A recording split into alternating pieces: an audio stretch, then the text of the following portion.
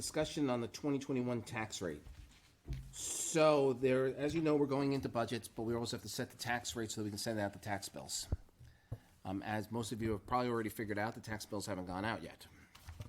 And once the rate is set, which will probably, once the paperwork that we sign this weekend is that all completed and sent up to the state? I am missing one signature. Whose? No, I only have two. I need at least three. So you were sending an email? I on also DocuSign? have it. I signed it. If you have it here tonight, we'll get it. I have it here. I signed it, right? Good. No, you opened it, but you didn't. I'm wondering if you didn't click finish. Yeah, we'll sign I've it. done plenty of times, but I have Have it it right here. now? Yeah, Let's we'll have take it. care of it. Sorry, I thought I did it. Yeah, no worries. I figured I'll sign it. bring it here. Let's- That way we so- can get it off and. So we'll sign it now. If you had just called me, I would have came down and did it. Oh, I had wasn't sure no if you had idea. I thought I questions, so did I it. didn't want to. Didn't want to No, push if you had when you questions. receive an email in DocuSign, you gotta go all the way through, you gotta tell them it's finished. I and did, then- it said thank you.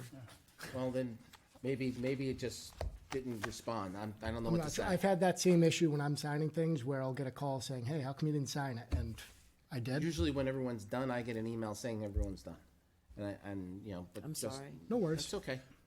It That's why I happens. brought it tonight. That way I can send it off tomorrow morning. So and what's get gonna it. happen is this is gonna go forward to the state so they can set the tax rate for the December bill. I'm guessing it's gonna take at least a week for DRA to turn around, if not more, which means that the tax bills probably aren't gonna go out until right before Thanksgiving. Happy Thanksgiving. And that they're gonna be due right before Christmas, which is all very unpleasant. So, With that, So, May I- as much as it's terrible that it's going out before Christmas, you are getting an additional couple weeks to be able to pay it compared to when it was being paid before. I understand. Just trying to look at the positive, be a little. You know, every- There's a lot of negative in the world. Yeah, everyone's always positive about taxes. So anyway, we're going into this knowing that we're going into budgets.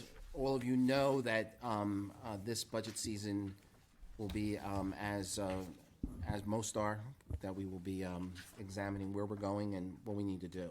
Part of this is also is understand when we set the tax rate, we're setting tax rate for school and town. We operate as separate forms of government. 74% of the money that is paid in property taxes goes to the schools. 23% goes to the town, and the remainder of that goes to the county. So just keep all that in mind as we're going forward, and the floor is yours. thank you, Mr. Chairman. So this evening, what we're going to be talking about is solely the town portion of the tax rate. We're not talking about the school, the county, or the state. As you mentioned, it's actually the state DRA that will set the tax rate, but we send them all of the raw data so that they can come up with that number, and we can pretty accurately predict what that number is. As we talk about this evening, just want to provide some historical context here. So the current tax rate for the town is $4.66. The things that go into making up the tax rate every year, first is the town budget that's voted and approved in March, along with the warrant articles. I will tell you that of all of the variables affecting the tax rate this year, this one probably has the most minimal effect on what the rate actually is, as the operating budget only increased by 1.46% over last year's budget. As Attorney Malaguti noted earlier, inflation has been much higher than this. The CPI is 5.4%, and again, our operating budget that was approved went up 1.46%. So keep that in mind as we're talking towards what the rate actually is. The second variable, of course, are the revenues. We've been fortunate in that revenue estimates have come in higher than what we anticipated and budgeted for back when we did our budget back in March. Motor vehicle registrations continued to be significantly higher year over year, which is a great thing. We've also, the state revenues and highway and rooms and meals did not bottom out as we maybe had thought they might due to COVID. They've actually stayed rather steady. If anything, they've increased on the rooms and meals side. And we've also had some unanticipated revenues come in, such as a health insurance refund that will be going towards this year's tax rate, as well as monies that won't be used that were appropriated. You may recall that we had a warrant article that was appropriating $250,000 for the water line at Lancaster. Because of the grants that we received, we now will not need to use that money, and so there'll be an offsetting revenue of $250,000. So that will not go down as an appropriation. So that's good news on the revenue side.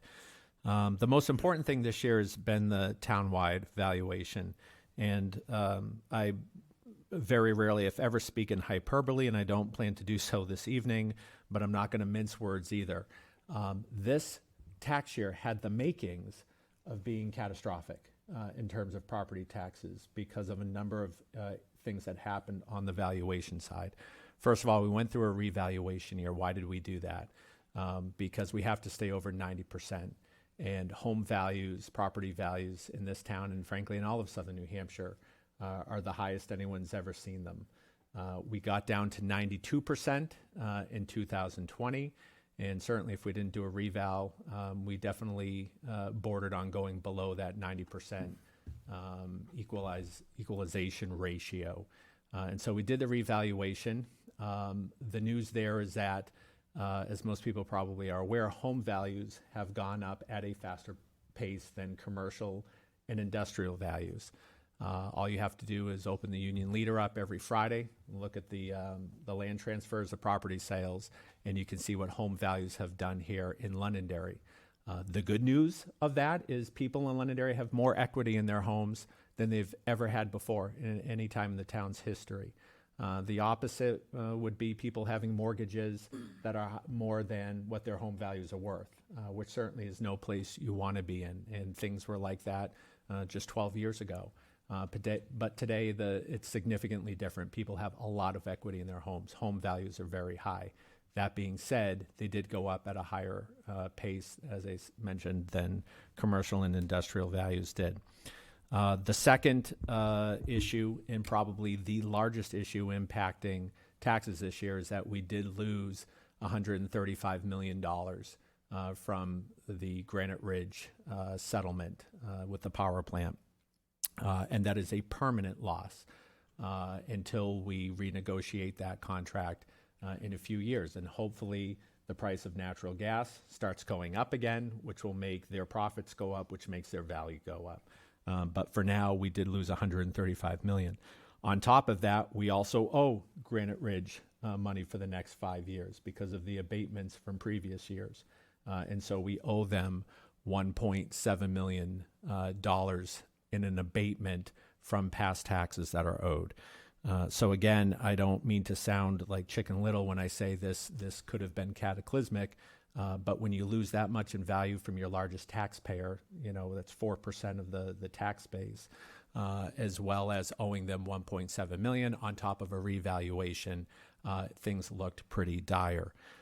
That being said, it's not going to be as bad as it sounds, and I'll explain why. First of all, I have to credit the finance department. I think we have fiscally managed our money very responsibly over the last few years to plan for something like this. Let's talk about the abatement payments first to Granite Ridge. If we did not put monies away from previous surpluses that we've had, that money would have had to have been raised through taxation this year, $1.7 million. The good news is that last year we put away $1 million to start planning for something like this possibly happening. This year, at the end of the fiscal year, June 30, because of the budget freezes that we put in place, we had a surplus of $2.3 million. And what did we do with that? We put approximately $600,000 away to pay for the first year of the $1.7 million payment. We took the remaining $1.7 million and put that away for next year. So we already have next year's payment, the abatement payment to Granite Ridge. So that will not also have to be raised through taxation next year. So while no monies got added to our fund balance bottom line, we did put those monies away to pay for the abatement payments coming up. Secondly, speaking of fund balance, we do still have a balance of about Stop for 1 second. Sure, yes. Just want to make sure that everyone understands. The town side of government is paying the abatement. when we draw in taxes, 3/4 of that goes to supporting our educational system. The school is not paying the abatement. It's being paid by the town, municipality, that side of the balance sheet. It is one pair of pants and two pockets, but that's where the money's coming from, just so that everybody understands. Thank you, Mr. Chair. That's a good clarification. I'm glad you added that. Secondly, as I mentioned, we do have $5.3 million in our fund balance account right now. And what the finance director and I are proposing to do this evening is to use $1 million from that fund balance to also put towards the tax rate this year, again, as an offsetting revenue. Now, $200,000 of that is from the Taxpayer Relief Act that this council passed a couple of years ago. And then the remaining $800,000 would just be from UFB. All of it comes from UFB, but it equals $1 million. What that would do is it would give us a town tax rate of $4.20. Now, again, the current rate is $4.66. So on its face, it sounds like everyone would be getting a tax a decrease because of that. The reality is some people will get a decrease, some people will get a modest increase. Why is that? Again, because of the revaluation, not every house is the same. You basically have 10 categories of homes. There's ranches, there's colonials, there's condexes, condos, over 55. All of these have different valuations, and they all fluctuate differently depending on what the market is. And so depending on what the percentage was of the revaluation of your home, depending on the style of home you had, will determine whether or not you get an increase or a decrease in your taxes. If we did nothing, if the town had no money to pay for the abatement and the town had no money to put towards an offsetting revenue, you'd be looking at a tax rate on the town side of $4.80, up from $4.66. And that would be on top of what everyone's revaluation was. So this is when I say, because of really good financial planning, this is a 60-cent swing in the tax rate on the town side. The reason I would not recommend today putting more than $1 million towards this, number one, this draws down our fund balance to really its lowest levels in probably 10 years. Number two, I'm hoping the Granite Ridge issue is the biggest issue we see in the foreseeable future, but you never know. And it's good to have those reserve funds there in case at the end of next fiscal year, let's say we don't have as large a surplus. We still want to pay that abatement through surplus funds, through fund balance, and not have to raise it through taxation. And so that's why I'd recommend not using more than $1 million. Again, and I would mention, too, that the $4.20 tax rate, I went back and looked in records. It appears to be the lowest rate the town's had in 40 years. My books only go back to the 1970s, but the lowest rate prior to this was $4.38, which was about 12 years ago after the power plant went online. So this would be lower than when it was during the time of the power plant.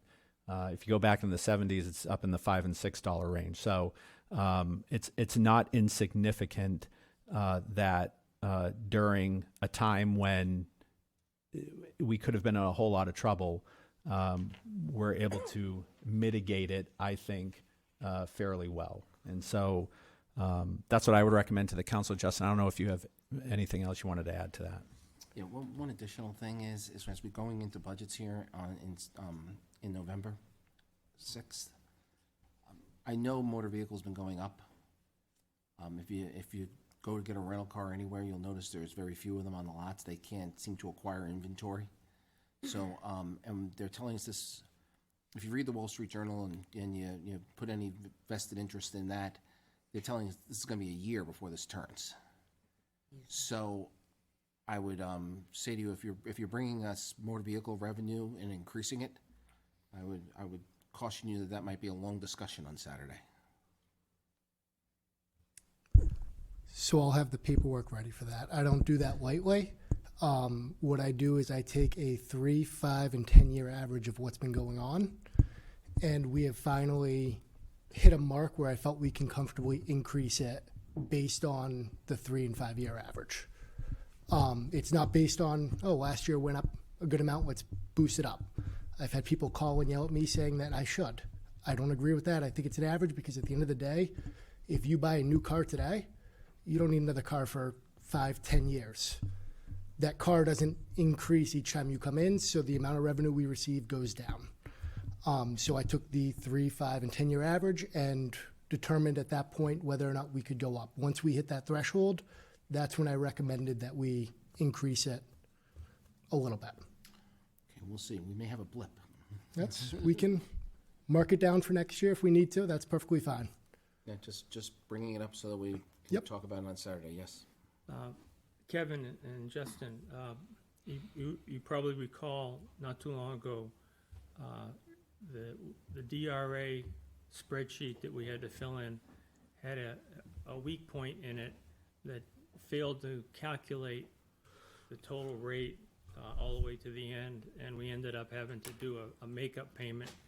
I just want to double check. I know that's get everybody on alert, but I just wanted to make sure that we double and triple check the DRA spreadsheets, because it won't make the taxpayers feel any better if we come back and say, well, DRA made a mistake, but we still have to collect some more taxes. So let's make sure that that's.